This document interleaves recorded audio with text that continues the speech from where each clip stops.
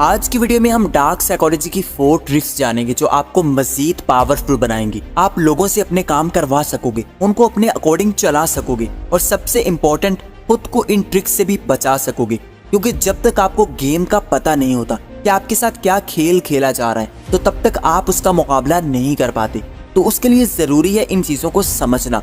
देखिए 2024 में ये दुनिया बहुत एडवांस हो चुकी है और आजकल लोग इतने चालाक बन चुके हैं कि लोगों की साइकी के साथ खेलकर उनको यूज किया जा रहा है। बिजनेस हो, रिलेशन हो, हर चीज में साइकोलॉजी का बहुत बड़ा रोल है। कभी हमारे डर को इस्तेमाल करके हमें कोई प्रोडक्ट बेचने की कोशिश की जाती है और कभी लोग डार्क साइकोलॉजी से हमको मैनिपुलेट करते हैं। तो आपको कॉन्फिडेंट और पावरफुल बनने के लिए इन चीजों का पता होना जरूरी है। So let's begin. Number 1, pause game. देखिए खुद को कॉन्फिडेंट और पावरफुल दिखाने के लिए आपको पॉज की गेम को समझना होगा। आप जिससे भी कोई काम करवाना चाहते हैं, कोई बात मनवाना चाहते हैं, अपनी किसी बात पर फोकस करवाना चाहते हैं, तो अपनी बातों में पॉज लेकर आए। मेन वर्ड पर पॉज करें। आपका ये पॉज अगले इंसान के सबकॉन्शियस माइंड को हिट करता है। जब आप फ्लो में बोलते हो तो आपकी बातों को इतनी तवज्जो नहीं दी जाती, बस सुनकर इग्नोर कर दिया जाता है। जब आप अपनी बातों में पॉज लेकर आते हो और अगले इंसान के सामने अपनी बात को रुक रुक कर बताते हो, तो अगला इंसान उस बात के बारे में सोचने पर मजबूर हो जाता है और आपकी बात की वैल्यू बढ़ जाती है। आप अगर कोई बात एक्सप्रेस करने जा रहे हो तो उसमें पॉज लो। इससे अगले लोग आपकी बात को जरूर मान लेंगे और ये चीज आपकी पावर को शो करवाएगी और लोग आपसे डरेंगे क्योंकि आपकी पावर उनको नजर आने लगेगी। इससे आप इफेक्टिव तरीके से अगले लोगों से बात कर पाओगे और अपने काम करवा पाओगे और वो आपसे एग्री भी करेंगे। फॉर एग्जाम्पल, अगर मुझे किसी से ये कहना है कि मैं तुमसे मिलने आ रहा हूँ, अब अगर मैं ऐसे कहूंगा कि देखो मैं तुमसे मिलने आ रहा हूँ और मुझे जरूर इत्तला कर देना कि तुम कब फ्री होते हो, और अब मैं ऐसे कहता हूँ कि मुझे तुमसे मिलना है और बताओ कि तुम कब फ्री हो रहे हो। अब इस तरह मेरी बात में ज्यादा दम आ चुका है और इस तरह आप भी अपनी किसी भी बात को पावरफुल बना सकते हो। बेवकूफों की तरह मत बोलो जैसे कोई टीवी लगा हुआ है जो चलता जा रहा है, जिसकी आवाज तो कानों में आ रही है मगर हमारा फोकस उस तरफ नहीं जा रहा। लेकिन जैसे ही अल्फाज में पॉज आता है, थोड़ी खामोशी आती है, तो हमारा ब्रेन एक्टिव हो जाता है और इससे फ्लो टूटेगा और सामने वाले का ब्रेन ज्यादा एक्टिवेट होकर हमारी बात को प्रोसेस कर पाएगा। इसलिए अगर लोगों से कोई भी काम करवाना है, कोई भी बात बनवानी है, तो अपनी बात करने के स्टाइल को मास्टर कर लो। ऐसे बोलो कि आपका एक लफ्ज भी अगले इंसान को हिला कर रख दे, ना कि आप तोते की तरह बोलते रहो और अगले इंसान को सोचने का मौका ही ना दो। इससे लोग आपकी बात को कभी नहीं मानेंगे। और आगे है नंबर 2, रिवॉर्ड गेम। देखिए इंसान एक मतलबी जानवर है और इसको हमेशा ही अपना मतलब चाहिए होता है। आपने देखा होगा कि अपने मफाद के लिए लोग किसी भी हद तक जाने के लिए तैयार हो जाते हैं और इस चीज को ही आपने यूज करना है। लोगों को लालच देकर अपने काम करवाने हैं। जिस भी काम में लोगों को अपना फायदा नजर आ जाए तो फिर वो काम जरूर करते हैं। देखिए इस दुनिया में शायद ही कोई ऐसा इंसान हो जो बगैर मतलब के दूसरों के काम करे, मगर वो भी हमेशा ऐसा ही नहीं रहेगा। वो भी अपने बारे में सोचना शुरू कर देगा। तो आप अगले इंसान को फायदा दिखाओ कि आपके काम से उसको क्या फायदा मिल सकता है, आपकी फेवर करने से उसको क्या रिवॉर्ड मिल सकता है। अब मान लो कि एक इंसान बहुत अच्छा गिटार बजाता है मगर उसके पास नया गिटार खरीदने के पैसे नहीं है और वो अपने दोस्त से जाकर अगर ये कहता है कि मुझे पैसे दे दो, तो वो नहीं देगा। लेकिन अगर वो ये गेम खेलता है कि मुझे गिटार लेना है और मैं उससे अपना बैंड लॉन्च करने जा रहा हूँ और अच्छा म्यूजिक बनाने जा रहा हूँ और अगले 6 महीनों तक ये पैसे तुमको डबल करके दे दूंगा, अब वो इंसान लालच में आ जाता है कि उसका पैसा डबल होने जा रहा है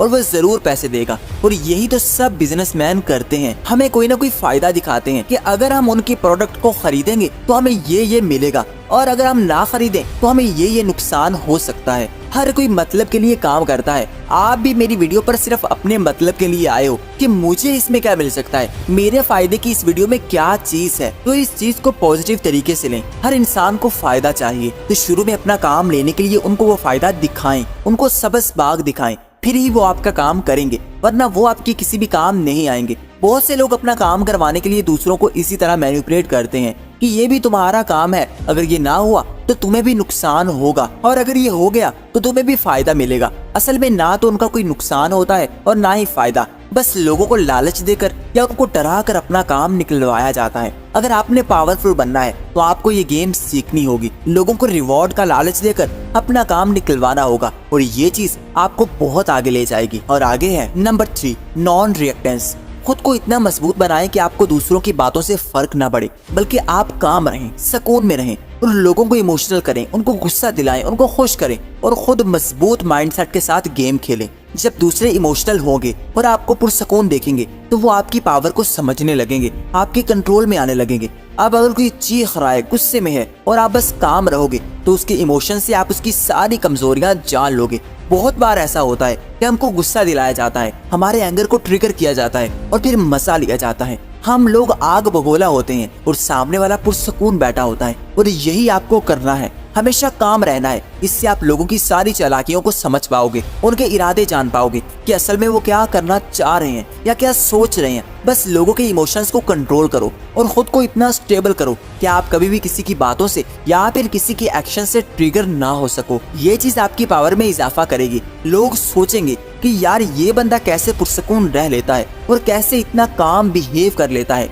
और ये बात ही आपने उनको सोचने देनी है। जब आप दूसरों को इमोशनल कर लोगे और खुद को काम रखोगे तो आप उनको यूज कर पाओगे, अपने मतलब के लिए उनको इस्तेमाल कर पाओगे। और ये रिलेशंस में आम होता है, पहले अगले इंसान को इमोशनल किया जाता है और फिर अपना काम निकलवाया जाता है।